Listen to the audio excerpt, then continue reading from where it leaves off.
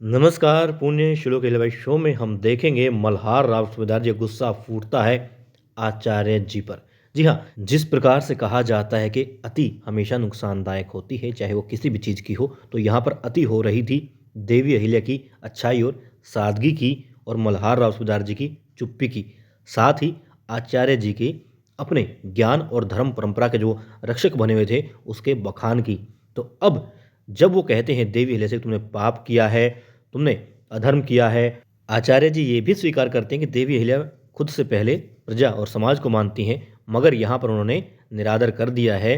होलकर की परंपरा का, इस राजघराने की परंपरा का, बल्कि पाप किया है और वो सती नहीं हुई है, ये अधर्म ही है। और यदि देवी अहिल्या कुछ कहना चाहती है यहाँ पर, और जब कहती हैं तो कहते हैं उन्होंने गांव वालों के लिए किया है, मगर ये गांव वाले ही इस बात को गलत मानते हैं। जितने लोग वहाँ पर सामने होते हैं उस वक्त आचार्य जी के जो साथ आए थे, जो ग्रामवासी, वो कहते हैं हाँ हाँ देवी अहिल्या को सती होना ही चाहिए था, इन्हें सती होना चाहिए। अब वो कुछ कहें इससे पहले ही खूब बखान करते हैं, कहते हैं देखा ये लोग जिनके लिए तुम कहती हो कि तुमने अपना जीवन रखा है, इनके लिए न्यौछावर किया है, इनके लिए काम करना चाहती हो, यही चाहते हैं कि तुम हो जाओ सती। तुमने गलत किया है, अधर्म किया है और अब इन लोगों की महिलाएं, बेटियां, पत्नियां, उन पर गलत असर पड़ेगा, तुम गलत उदाहरण पेश कर रही हो। इतने ही नहीं रुकते, खूब बोलते जाते हैं और अब अपनी जो अति हो रही थी चुप्पी की, उसको तोड़ते हैं मल्हार राव सूबेदार जी और कहते हैं बस बहुत हुआ। वो सख्त लहजे में बोलते हैं और अब इस तरीके से समझाएंगे कि कड़वा घूट पी करके वहाँ पर गर्दन नीची करके ये आचार्य अपने ज्ञान की पोटली, धर्म के रक्षक बने होने की जो दावा कर रहे थे, उसको समेट करके यहाँ से दौड़ जाएंगे। भले वो कहेंगे कि अब विरोध होगा इस परंपरा का भी और होलकर परिवार का भी, मगर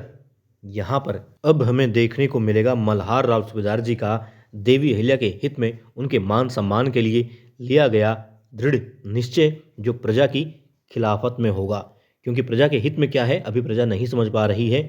देवी अहिल्या और मल्हार राव सूबेदार जी पर क्या बीत रही है, प्रजा नहीं समझ पा रही है। लेकिन अब एक ऐसा निर्णय लिया जाएगा, ऐसा फैसला होगा जो ठीक है, एक वक्त जोगुनु जी चाहा करते थे वो अपने आप यहाँ पर होता दिखाई देगा, मगर यहाँ जो बोलेंगे मल्हार राव सूबेदार जी और जो कार्य अब होंगे आगे, उन्हीं से साबित हो जाएगा। और देवी अहिल्या का जो विरोध कर रहे हैं अभी, सूबेदार जी की सोच का जो विरोध कर रहे हैं लोग, वही लोग देवी अहिल्या को अब माँ देवी अहिल्या कहना शुरू कर देंगे, क्योंकि देवी अहिल्या इसी प्रकार से उनका पालन पोषण करेंगी, अपनी प्रजा का रख रखाव करेंगी, उनके उज्जवल भविष्य के लिए काम करेंगी।